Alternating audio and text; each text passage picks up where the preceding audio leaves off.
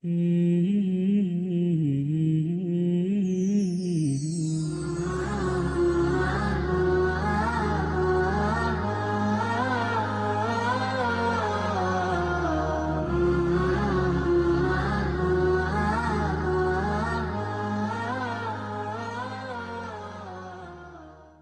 الله الرحمن الرحيم. أيها الأخوة والأخوات، السلام عليكم ورحمة الله وبركاته. حلقتنا هذه دائرة حول الأعراب وما يروى عنهم من طرائف الأخبار، سواء ما كان يدل منها على فصاحة أو ما كان يدل منها على عقل أو ما كان يدل منها على ظرف أو حتى ما كان يدل منها على حمق وغفلة. ومن لطيف ما يروى في هذا الباب ذلك الخبر الذي وقع بين أبي نواس وأعرابي لقيه في الطريق، وذلك أن أبا نواس كان يمشي مع صحبه فرأى أعرابيا معه كبش وقطيع من الأغنام، فأراد أن يعبث به، فقال للأعرابي: أيا صاحب الذود اللواتي يسوقها، والذود قطيع الغنم، بكم ذلك الكبش الذي قد تقدم؟ فنظر إليه الأعرابي وقال: أبيعكه إن كنت تبغي شراءه ولم تكن مزاحا ب20 درهما. فرأى أبو نواس أن الأمر جد وأن الرجل أجابه فأحسن، فقال: أخذت هداك الله رجع جوابنا، فأحسن إلينا إن أردت تكرما. فقال له الأعرابي: أحط من 20 خمسا لأنني أراك ظريفا أخرجنها مسلما. ثم انصرف. فقال الناس للأعرابي: أتدري من معك منذ اليوم؟ قال: من؟ قالوا: أبو نواس. فخاف هجاءه فحمل له شاة وأعطاه إياها. ومثله أيضا وقع لأبي نواس مع أعرابي آخر، فإنه رأى رجلا معه كبش ونعجة وجمل، فقال له: بك من نعجة التي خلفها الكبش والجمل؟ فقال له الأعرابي: ب30 درهما جددا أيها الأجل. ومن لطيف أخبار الأعراب أيضا ما وقع لذلك الأعرابي مع الخياط، وهو خبر غريب فعلا، وفيه أن هذا الأعرابي نزل على قوم له بالحاضرة، فأعطوه قميصا لكي يخيط منه، أعطوه قطعة قماش أو ثوبا لكي يخيط منه قميصا، يعني حتى يفكه ويخيط منه قميصا، فذهب به إلى الخياط. فالخياط حتى يمارس عمله كان لا بد له أن يخرق الثوب حتى يقد منه القميص، فلما شرع في تخريقه غضب الأعرابي، قال: ويحك، ما لك خرقت ثيابي؟ قال: لا بد لخياطته من تخريقه. فكان مع الأعرابي هراوة ضخمة، فأخذها وشج بها رأس الخياط المسكين فولى هاربا، فطفق يعدو وراءه. الأعرابي بقي يجري وراء الخياط وهو يقول: ما إن رأيت ولا سمعت بمثله فيما مضى من سالف الأحقاب، من فعل علج جئته ليخيط لي ثوبا فخرقه كفعل مصاب، فعلوته بهراوة كانت معي فسعى، وأدبر هاربا للباب، أيشق ثوبي ثم يقعد آمنا؟ كلا ومنزل سورة الأحزاب. ومن أخبار الأعراب أن قوما من قريش خرجوا إلى أرضهم ومعهم رجل من بني غفار، فأصابتهم ريح شديدة ثم نجاهم الله عز وجل، فأعتق كل واحد منهم مملوكا شكرا لله عز وجل على نعمة النجاة هذه. فقال رجل منهم: اللهم إنه لا مملوك لي لأعتقه، فأشهدك أن امرأتي طالق لوجهك 3. وقيل إن أعرابيا عضه ثعلب فالتمس راقيا، فقال له الراقي: ما الذي عضك؟ حتى يرقي بالرقية المناسبة، فاستحيا أن يقول: عضني ثعلب. فقال: كلب. فلما شرع الرجل في الرقية قال له: واخلط بها شيئا من رقية الثعالب، اجعل معها قليلا من رقية الثعالب. ودعا أعرابي بمكة يوما دعاء طويلا ولم يدع لأبيه. قالوا: ما لك لم تدع لأبيك؟ قال: هو رجل يحتال لنفسه، يعني يحسن أن يدبر أموره. وصلى أعرابي يسمى مجرما خلف إمام يوما في الصف الأول، فقرأ الإمام: ألم نهلك الأولين، ففزع فرجع إلى الصف الأخير، فإذا الإمام يقرأ: ثم نتبعهم الآخرين، ففزع وتوسط الصفوف، فقرأ الإمام: كذلك نفعل بالمجرمين، فولى هاربا. قال: والله ما يريد إلا أنا. وقيل إن قوما تذاكروا قيام الليل، فقالوا لأعرابي كان معهم: أتقوم الليل؟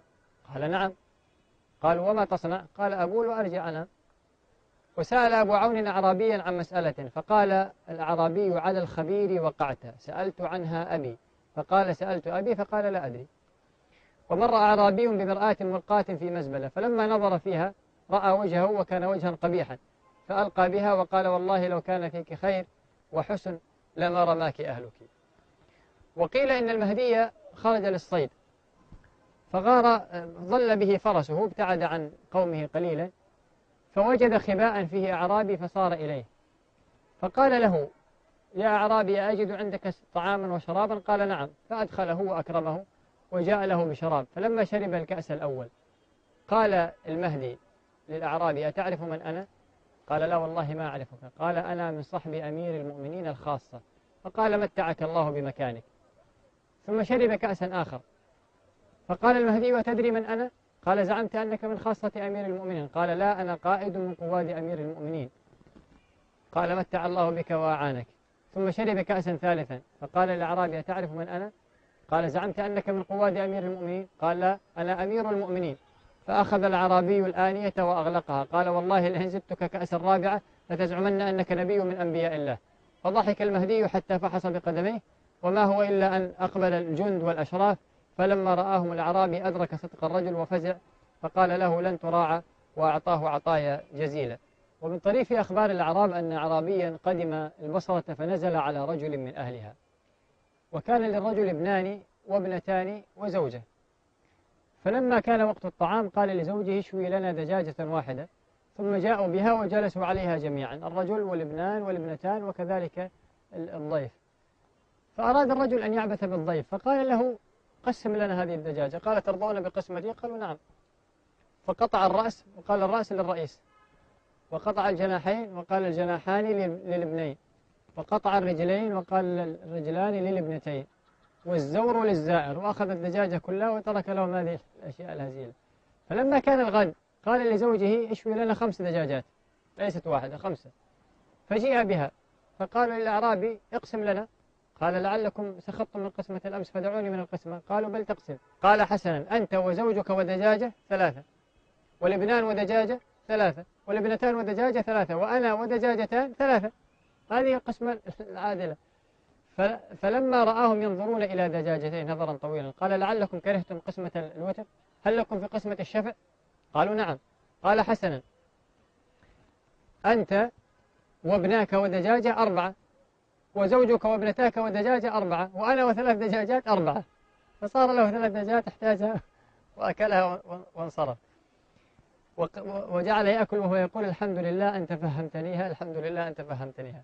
كذلك من الأخبار التي تروى عن الأعراب ما روي عن أبي الحسن الثقفي، وكان رجلا من الأعراب لقي تأبط شرا، وتأبط شرا كما هو معروف فاتك من فتاك العرب وصعلوك من صعاليكها، وله خبر لعله أن يتاح لنا الحديث عنه في حلقة قادمة إن شاء الله. المهم أن تأبط شرا لقي أبا الحسن ابن وهب هذا، فقال له أبو الحسن: كيف تغلب الناس ويكون لك هذا القدر من الشجاعة وكذا؟ فقال: إني أغلب الناس باسمي، ما هو إلا أن أعلو قرني بالسيف وأقول أنا تأبط شرا، فإذا به يفرق ويرتعب فأتمكن منه. فقال له أبو وهب، وكان فيه حماقة، قال: طيب هل تبيعني اسمك حتى أقاتل به؟ قال: نعم. وما تعطيني في مقابله؟ قال: أعطيك كنيتي وبردتي هذه. قال: اتفقنا، أنا أبو الحسن بن وهب وأنت تأبط شرا. فأخذ البردة وانصرف، وجعل يهزأ بذلك الأعرابي ويقول: ألا هل أتى الحسناء أن حليلها تأبط شرا، واقتنيت أبا وهبي، فهبه تسمى اسمي وسميت باسمه، فأين له صبري على معظم الخطب، وأين له بأس كبأسي وسورتي، وأين له في كل فادحة قلبي. كذلك من الأخبار اللطيفة ما ذكر عن ذلك الأعرابي الذي أراد أن يدخل إلى عرس فما وجد سبيلا، لم يكن مدعوا وعلى الباب حارس، فذهب ورهن خاتمه عند بائع العسل، وأتى بأقداح من العسل، وجاء إلى البواب قال: من أنت؟ قال: ما عرفتني، أنا الذي بعثني أهل العرس لآتي لهم بهذا العسل. فأدخله فجعل العسل وراء الباب وأكل وشرب مع الناس، ثم لما خرج أخذه مرة أخرى ورده وأخذ خاتمه. وفعل حيلة أخرى رجل آخر أيضا من الأعراب، أراد أن يدخل عرسا فما وجد سبيلا، فأخذ كتابا ورقة بيضاء وطبقها هكذا على هيئة كتاب، وكتب عليه: من الأخ إلى العروس، وقال للبواب: عندي كتاب من أخي العروس إليها. فأدخلوه، فلما دخل أعطاهم الكتاب وجلس يأكل. قالوا: ما هذا الخطاب؟ ليس فيه اسم. قال: أعجب منه أنه لم يكتب شيئا بداخله لأنه كان عجلا، فعلموا أنه إنما كان يحتال الدخول، فضحكوا منه وأذنوا له. ومن الأخبار العجيبة التي تظهر فيها فصاحة الأعراب وحسن تأتيهم ما رواه الأصمعي أن أعرابيا جيء به إلى والي البصرة وقالوا له إنه لا يتكلم إلا بالشعر، فلما دخل على والي البصرة قال الأعرابي: حياك رب الناس من أميري، يا فاضل الأصل عظيم الخير. فقال الأمير: وأنت فحياك. قال الأعرابي: إني أتاني الفارس الجلواز والقلب قد طار به اهتزاز، يقصد الشرطي الذي بعث به الأمير. قال إن الأمير: إنما بعثناه لك ليشتري ناقتك فقد بلغنا عنها خيرا. أراد الأمير أن يعتذر وما أراد الناقة أصلا. فقال الأعرابي: ما قال شيئا عن شراء الناقة وقد أتى بالجهل والحماقة. قال: وما الذي أتى به؟ ماذا فعل هذا الجندي؟ قال: قد شق سربالي وشق بردتي وكان زيني في الملا ومجدتي. قال: نخلع عليك ونعوضك، بكم اشتريت هذه الناقة فإننا نريد شراءها؟ قال: شراؤها 10 ببطن مكة من الدنانير القيام السكة، ولن أبيع الدهر أو أزاد، إني لربح في الشراء معتاد، ما أبيعها بمثل ما اشتريت إلا بزيادة. فقال له الأمير: فبكم آخذها إذن؟ بكم تريد بيعها؟ فقال له: خذها ب10 وب5 وازنة، فإنها ناقة صدق مازنة. خذها ب5 وب10 وازنة فإنها ناقة صدق مازنة. فقال الأمير: بل تحط من هذا السعر، يجب أن تنقص علي من هذا الثمن. فضحك الأعرابي وقال له: سبحان ربي ذي الجلال العالي، تسألني الحسنى وأنت الوالي؟ أنت الأمير صاحب المال وتريد مني أنا المسكين أن أنقص لك من قيمة هذه الناقة. وأختم هذه الحلقة بخبر ذلك الأعرابي الظريف الذي قال له الأمير يوما: اللوزينج أفضل أم الفالوذج؟ وهما نوعان من الحلوى. قال: ما كنت لأحكم بين غائبين. فجيء له بصحن من اللوزينج وصحن من الفالوذج، فجعل يأكل لقمة من هذا ولقمة من هذا، لقمة من هذا ولقمة من هذا، حتى أتى على الصحنين جميعا. فلما فرغ قيل له: ما حكمك إلى ما انتهيت؟ قال: والله أيها الأمير ما رأيت خصمين أشد جدلا منهما، كلما حكمت لأحدهما أدلى الآخر بالحجة.